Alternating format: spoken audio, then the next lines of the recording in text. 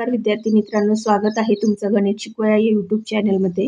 विद्यार्थी मित्रांनो, आपण इयत्ता 10वी प्रकरण दुसरे गणित भाग 1 प्रकरण दुसरे वर्ग समीकरणे याचा अभ्यास करत आहोत। त्यामध्ये आपण सराव संच 2.2 पर्यंत अभ्यासलेला आहे। अवयव पद्धतीने उदाहरणं कशी सोडवायची ते। आता आज आपण पूर्ण वर्ग पद्धतीने वर्ग समीकरण कसे सोडवायचं याचा अभ्यास करणार आहोत। आता इथे बघा, तुम्हाला एक उदाहरण दिसते। x वर्ग अधिक 10x अधिक 2 बरोबर 0 हे वर्ग समीकरण आहे की नाही हे आपल्याला शोधायचं आहे। आता यामध्ये बघा, हे शिक्षक आणि विद्यार्थी यांमधील हा संवाद आहे। आता इथे तुम्हाला दिसतच आहे की हे वर्ग समीकरण आहे। ते का आहे तर ते विद्यार्थी त्याचं उत्तर देत आहेत। का तर ते ax वर्ग अधिक bx अधिक c बरोबर 0 या स्वरूपामध्ये आहे। म्हणजेच काय आहे, इथे चलाचा जो घातांक x हा काय आहे, इथे चल आहे आणि चलाचा जो घातांक आहे तो किती आहे, जास्तीत जास्त 2 आहे आणि a ची किंमत इथे काय आहे, 0 नाही। म्हणून हे काय आहे, वर्ग समीकरण आहे। त्याच्या जे काही नियम आहेत वर्ग समीकरणाचे त्याच्यात हे समीकरण बसतंय बरोबर, म्हणून हे वर्ग समीकरण आहे। आता हे समीकरण तुम्हाला सोडवता येईल का तर नाही सोडवता येणार। का नाही सोडवता येणार तर 2 या संख्येचे जे काही अवयव आहेत ते आपल्याला सांगता येत नाही की ज्यांची बेरीज 10 येईल असे अवयव आपल्याला 2चे शोधता येत नाहीत, सांगता येत नाहीत। मग त्याच्यासाठी आपल्याला एक वेगळी रीत वापरावी लागणार आहे।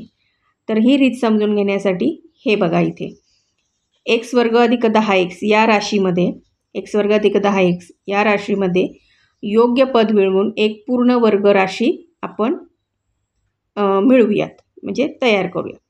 मग जर x वर्ग अधिक 10x अधिक k बरोबर x अधिक a कंसाचा वर्ग असं जर आपण केलं तर याचं आपल्याला काय समीकरण मिळणार आहे तर x वर्ग अधिक 10x अधिक k बरोबर इथे x चा वर्ग अधिक 2ax अधिक a वर्ग।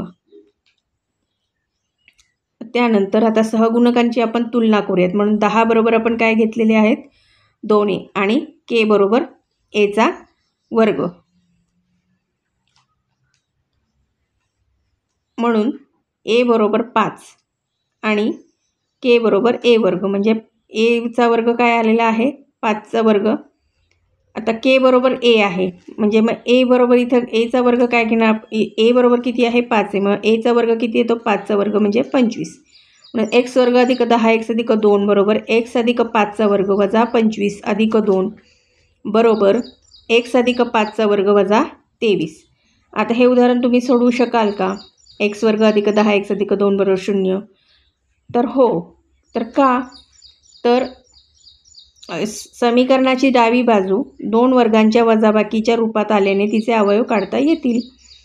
म्हणजे आता ही जी डावी बाजू आहे x अधिक 5 ही यांची 2 वर्गांच्या वजाबाकी आहेत ना, म्हणजे x वर्ग अधिक 5 चा वर्ग आणि इथे वर्गमुळात 23 चा वर्ग, म्हणजे हे 2 वर्गांच्या वजाबाकीच्या रूपात आहे। मग ह्यांचा जर आपण वर्ग घेतले आणि यांची वजाबाकी केली तर आपल्याला हे उदाहरण सोडवता येईल। मग ते कसं सोडवायचं बघा, x अधिक 5 चा वर्ग वजा वर्गमुळात 23 चा वर्ग बरोबर 0, म्हणजे x अधिक 5 अधिक वर्गमुळात 23 आणि x अधिक 5 वजा वर्गमुळात 23 बरोबर 0, म्हणजे a वजा b चा वर्ग हे जसं आपण लिहितो त्याप्रमाणे हे आपण घेतलेलं आहे, एकदा अधिक एकदा वजा। म्हणून x अधिक 5 अधिक वर्गमुळात 23 बरोबर 0 किंवा x अधिक 5 वजा वर्गमुळात 23 बरोबर 0, म्हणून x बरोबर वजा 5 वजा वर्गमुळात 23। का तर x हा डाव्या बाजूला ठेवून बरोबर चिन्हाच्या उजव्या बाजूला आपण ह्या 5 आणि वर्गमुळात 23 घेतलेले आहेत। त्याचप्रमाणे x बरोबर हे जे डाव्या बाजूच्या अधिक 5 वजा वर्गमुळात 23 आहेत ते काय केलेत, उजव्या बाजूला घेतलेत, म्हणून ते कसे झाले, वजा 5 अधिक 23।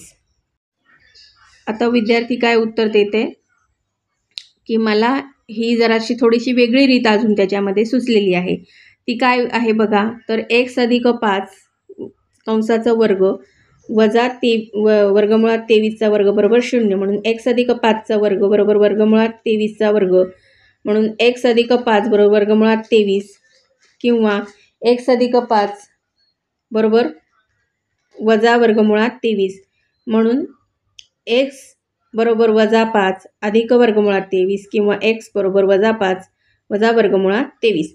म्हणजेच थोडक्यात विद्यार्थ्यांनी काय केलेलं आहे की हे सरळ इकडे इथे त्यांचा इथे काय केलेलं आहे, ह्या कंसांचे गुणा हे करण्यापेक्षा फोड करण्यापेक्षा त्यांनी काय केलं, हे एक्स अधिक 5चा वर्ग हे तसेच ठेवले आणि हे वजा वर्गमुळात 23चा वर्ग हे काय केलेत, बरोबर चिन्हाच्या उजव्या बाजूला घेतलेत आणि त्या पद्धतीने त्यांनी हे उदाहरण सोडवलेलं आहे.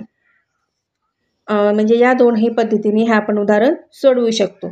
तर विद्यार्थी मित्रांनो, मला अशी आशा आहे की तुम्हाला हे समजलं असेल. आता यावरची सोडवलेली उदाहरणं आपण बघूयात पुढच्या व्हिडिओमध्ये.